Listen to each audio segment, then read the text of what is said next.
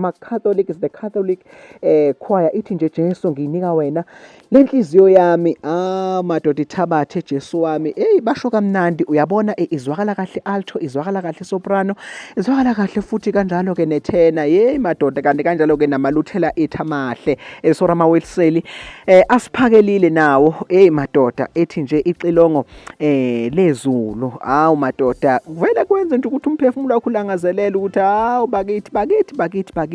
bakithi saze sakhona sasondele ebukhoneni benkosi. Uyazi ke nawe ukuthi ke isikhathi sethu mangabe ke sesimi kanje suke ke sesiphuthuma kuyo ke i-prayer session yethu esinayo yosuku lwanamhlanje la sikunxusa khona mfowethu ukuthi ke sondeza indlebe yakho, sondeza inhliziyo yakho, sondeza konke kwakho ongathanda ukuthi nje okusondeze sikwazi sibe nakho ngempela ukuze noNkulunkulu futhi naye akwazi zonke izicelo onazo ofisa ukuthi uyicela ofisa ukuthi uNkulunkulu azazi. Angithi liyasho nje izwi ukuthi ocelayo uyaphiwa, nofunayo uyafumana, nonqonqothayo futhi ngokunjalo uyavulelwa ngalo igama lenkosi. Ayikho into oyicelayo. Sike sakhuluma futhi einsukwini ukuthi uthi angeke kuze kwenzeke ukuthi ucele inhlanzi angakunikezi yona kodwa bese kunikeza inyoka. Uze ethi uma ngisho abantwana benu baba abantwana benu uthi nina ni babi. Yes, uthi ni babi, uthi kodwa niyabenzela abantwana benu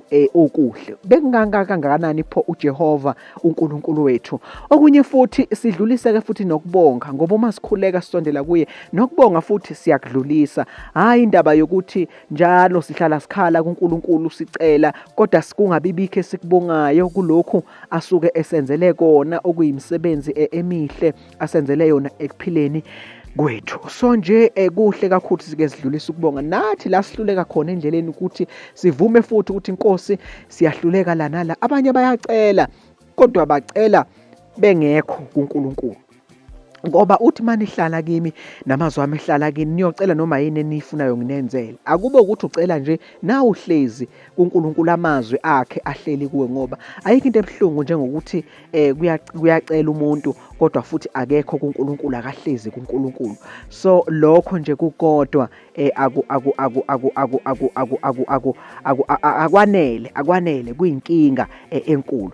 So siyasondela ke njengamanje nawe lapho ukhona ekhaya sithi ke isondeze yakhe inhliziyo uyinikele kumnikazi wayo. Njengoba nje uzoyinikela ke kumnikazi wayo uyena ozoyihlola ayibhekisise bese buka futhi nokukholwa kwakho bese ke uNkulunkulu konke lokho esikudingayo nesikufisayo uyasenzela khona. Siyabonga nje kakhulu abantu ke abaqhubeke bahlale nathi. Nangu ke baba wethu osiholayo awuhlale ubusiseke. Siyabuya. Ngiyakubingelela lapho ukhona ngesikhathi usindwa imithwalo neminjunje khona enhlizweni yakho noma ngabe iqhamuka kuluphi uhlobo kulesi sikhathi samanje. Ngifisa ukuthi ke singene endaweni yemkhuleko nawe kulesi sikhathi samanje. Ngicela kuba uvale umehlo lapho ukhona ke sikhuleke. Baba, egameni lenkosi yethu Jesu Kristu, Baba wethu, wena umise umhlaba nezulu ngezwi lakho. Ngezwi lakho Baba wahlukanisa ubumnyama nokukhanya. Ubumnyama behlulwa ukukhanya. Mhla ukhuluma phezulu kodwa olwalumnyama emhlabeni wathi makube khona ukukhanya. Kwaba khona ukukhanya Baba. Wahlukanisa ubusuku kanye nemini. Namuhla Baba unamandla okuhlukanisa ubumnyama nokukhanya futhi. Uyakwazi ukuhlukanisa ukufa nokuphila. Uyakwazi Baba ukuhlukanisa incindezi kuletha inkululeko emoyeni. Uyakwazi Baba ukwethula umphefumulo ekugqilazekeni nomqondo encindezini nasenhlizweni. Ngiza kuwe Baba nomntwana wakho kanye nomndeni wakhe wonke ukuba uNkulunkulu wethu oyingcwele njengalokhu kunencindezi yomoya, umphefumulo, inhliziyo, umqondo kuze kube nenyama imbala. Abasakwazi Nkosi yamakhosi ukuncika emandleni okunqoba lencindezi ngokuba Nkosi yamakhosi ukuncika kumuntu akusasizi. Baba, wasivulela isango mhla uthi masiphonse izinkathazo zethu zonke kuwena ngoba wena uyasikhathalela. Namhlanje Baba, manje ngisuka lapha ngiza kuwe Nkosi yamakhosi ngithi uNkulunkulu wethu engcwele, susa lo mthwalo kulabantwana bakho, susa lo mthwalo kulo mntwana wakho Nkosi yamakhosi kanye nomndeni wakhe nezihlobo.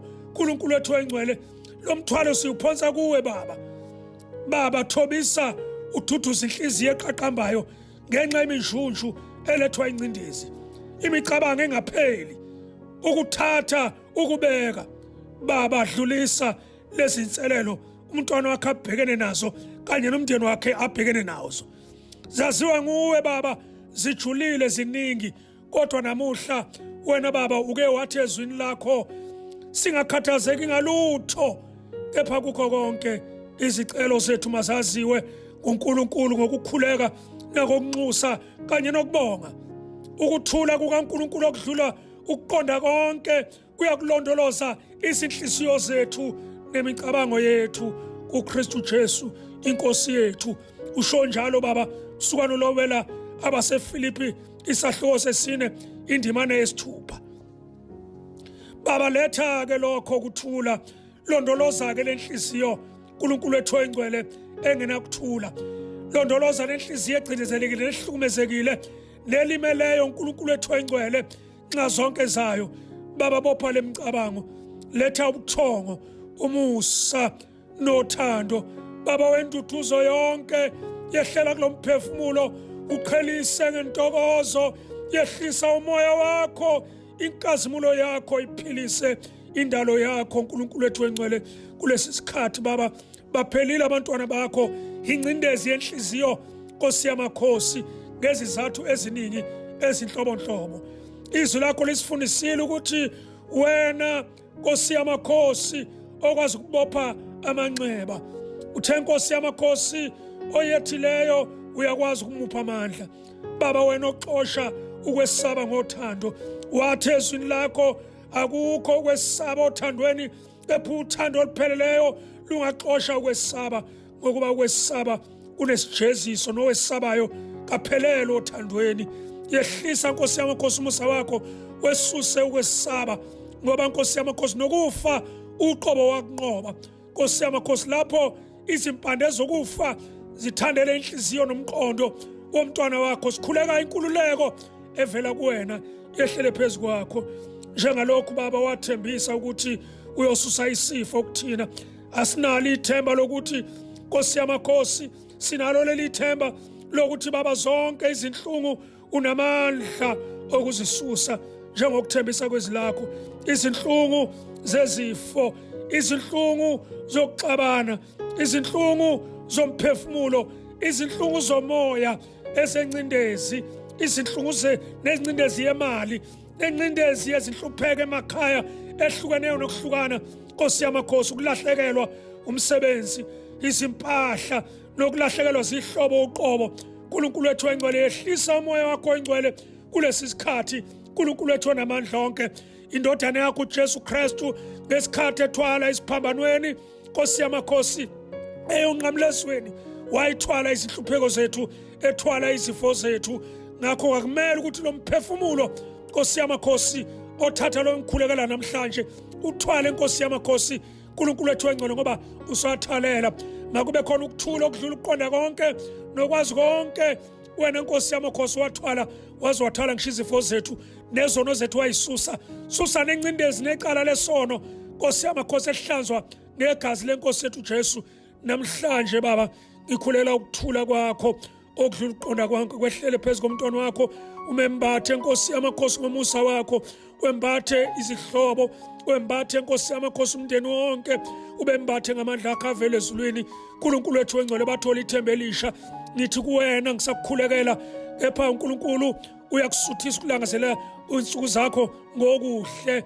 uNkulunkulu uyakunika izinsuku ezinde zokuphila. uNkulunkulu uyakubuyisela umphefumulo wakho uqoqe, akunikeze ukuthula nenqubekela phambili empilweni yakho. Asuse ubumnyama kepha lethu ukukhanya endleleni yakho yonke. Mawuvuke ungesabi, uqine, wazi ukuthi uNkulunkulu nawe. Babona amandla onke, siyabonga lomkhuleko ngegama lenkosi yethu Jesu Kristu waseNazaretha. Ngawumusa wenkosi yethu Jesu Kristu, uthando kaMoya Ngcwele nobudlelwane bamngcwele ngaba nathi sonke manje ngabanye kuze kube phakade. Amen. I will serve no foreign God,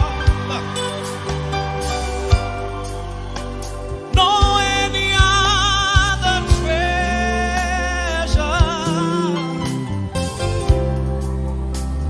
For you are my heart's desire. The Spirit without measure.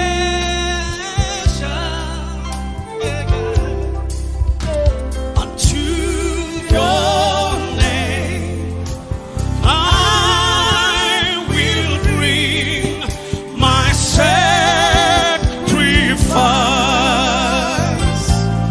Unto your name, unto your name I will bring my sacrifice. I will serve no foreign God.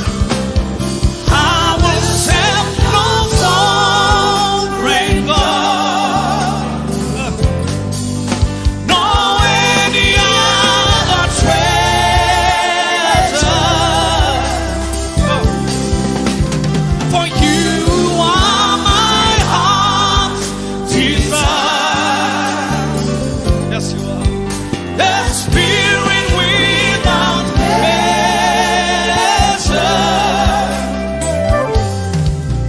Unto your name I will bring my sacrifice.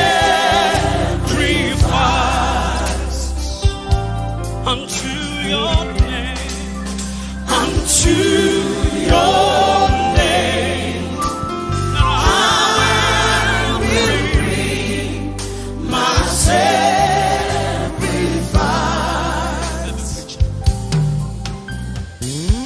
The story goes in Daniel chapter 2.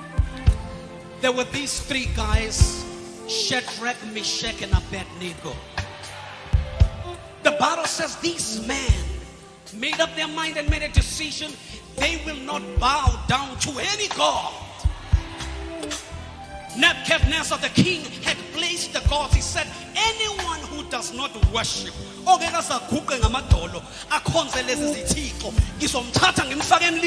the Bible says, but these men made up their mind, we will serve no God.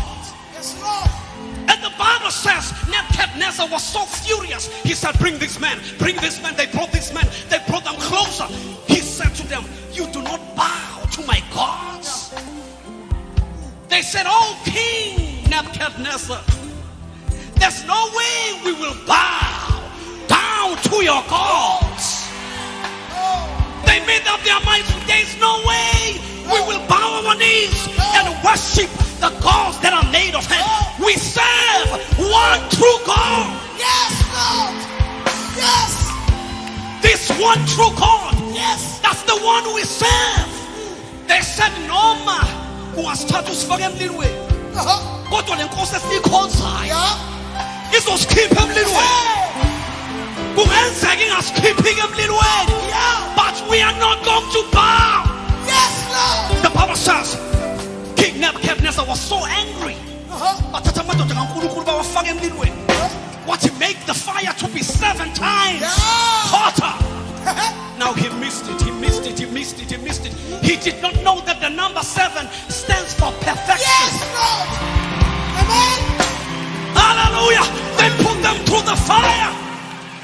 But the men of God were walking in the fire. They were just walking in the fire. Nebuchadnezzar said, wait a minute, wait a minute, wait a minute. Didn't we put 3 men in there? For I see a 4th man Yes. who's walking around in their midst. Yes. Let me tell you, I don't know what fire you're going through. It does not matter what kind of fire you are feeling. But that fire is not meant to burn you. It's meant to bless you. That kind of fire is not meant to kill you. It's meant to keep you in God.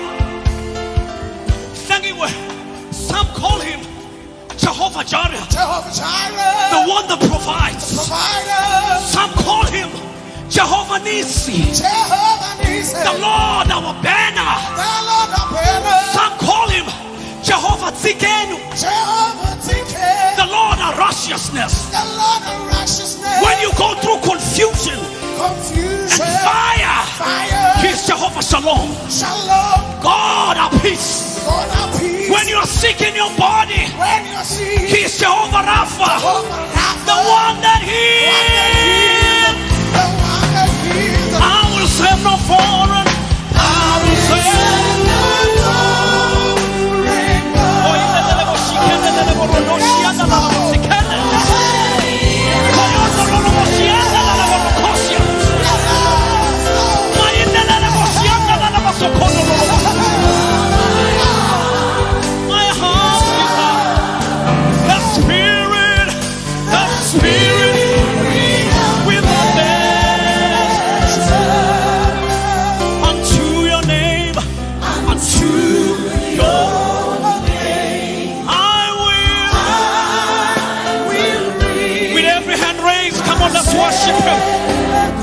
Bring your problem to him. Bring your confusion to him. Bring your crisis to him. He will take you out of the fire. I will. My sacrifice. Jesus is worthy. He's worthy. He's worthy to be praised. Ngicela ubaxolele nalabo abaphambi kwakho. Iqiniso bakulimazile kodwa ngicela ubaxolele. Ngicela ubaxolele. Bebathi basukela wena kanti basukela uThixo ephezulu kwakho. Thethelela. Khulula inhliziyo yakho. Thethelela.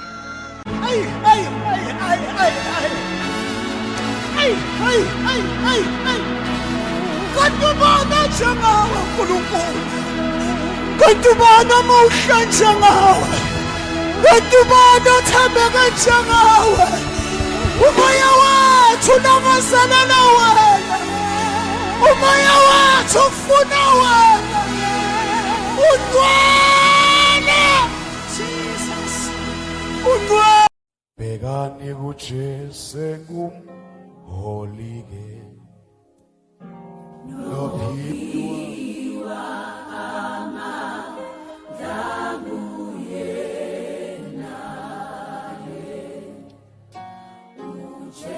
Jesu unathi ngomoya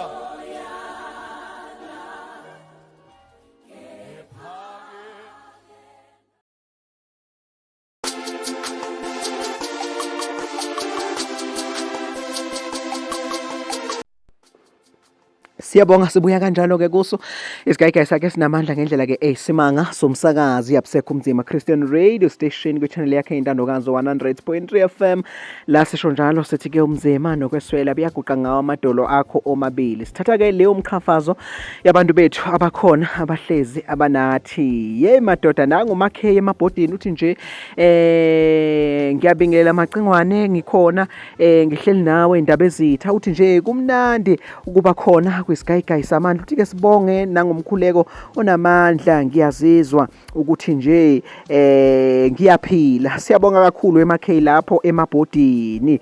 Nangomunye futhi uthi-ke ngibingelele indaba ezitha uthi nje nginawe umama umtshali e-top rank osizweni uthi nje ngithi #ngikhona. Siyabonga kakhulu umama umtshali lapho e-top rank. Nangumakhuba uthi nje ngikhona mfowethu nginawe Cingi uthi nje uqhubeke ube nathi uthi-ke zimnandi iy'nhlelo zakho no-producer uyadedela. Siyabonga kakhulu, siyabonga nango futhi no Sister P uSister P usisiphili uthi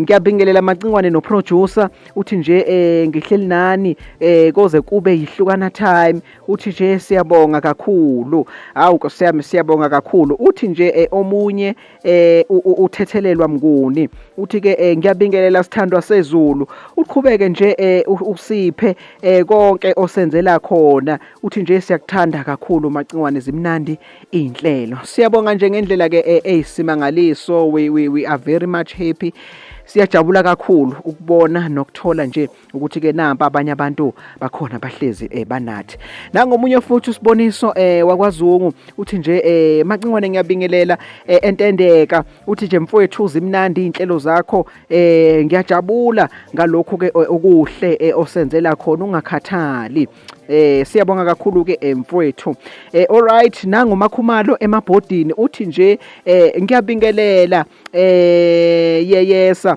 uthi nginawe mfowethu uthi nje ungene kamnandi ngiyalithanda igiya ongene ngalo uthi ngiyafisa ukucela ingoma ngazi noma kuyacelwa na hawu bantu kuzolala ke kuproduce ukuthi ke uyasinika yini ilungelo ngizonazisa uma ukuthi ke uyaqhubeka uyasipha lelo lungelo siyabonga kakhulu ke alright asiphinde futhi sithathe lana ngomunye naye futhi osibhalelayo njengamanje simuzwe futhi naye ukuthi uthi nangu indaba ezithi sithule isikandaba uthi nje esikhoma saphakade lethu ngiyabonga mntanami ukuphinda ngikulalele uthi nje uke wahlupha logesi kuhamba ke inetwork singasakuzwa uthi ke kodwa siyajabula ukuthi ukhona ngoba le ndaba kagesi iyazenza inkinga siyabonga ndaba ezitha ube right mfowethu nangu siboniso Dlamini uthi nje ngikhona Chunu uthi nje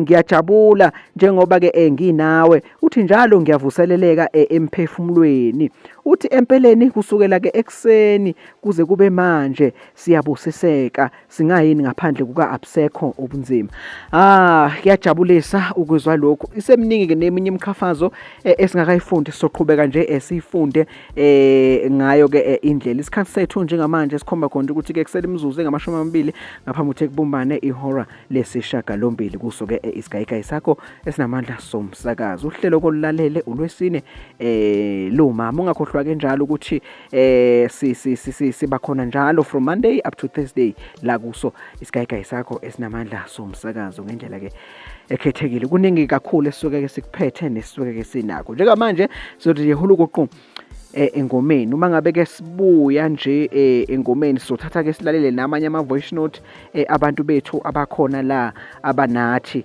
kusoke isigayigayi siqedile neminye imkhafazo bese ke siyabuya futhi ngamazwi aphilayo esinawo osuku lwethu lwanamhlanje.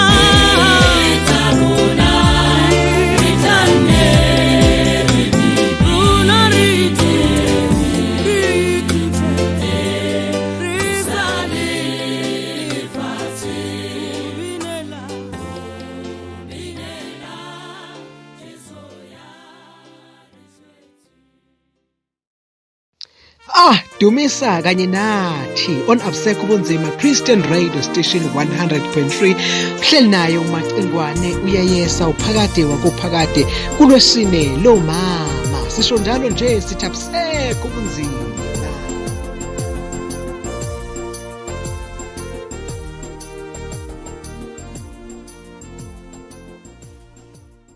ukuthi uThixo akakwazi ukukunika into okwazi ukuyenza. Because God cannot give you something that you are able to do. Lena okwazi ukuyenza Those that you are able to do, akuyona kathi it's not from God. uThixo ukunika into But God gives you, ekwenza uthi kanjani. but that ask you that you ask how shall I Ngoba do this? uThixo ufuna ukuziprove Because God wants to prove himself ukuthi unguThixo. that he is God. What is impossible with man Yonke into engakhonakala ebantwini is possible. Xwayisa abazalwane balayikhaya manifuna noNkulunkulu enimbonela endlini khumula izinto zezwe noma zenziwa kwabanye abasindisiwe hayi la uthi uDaniel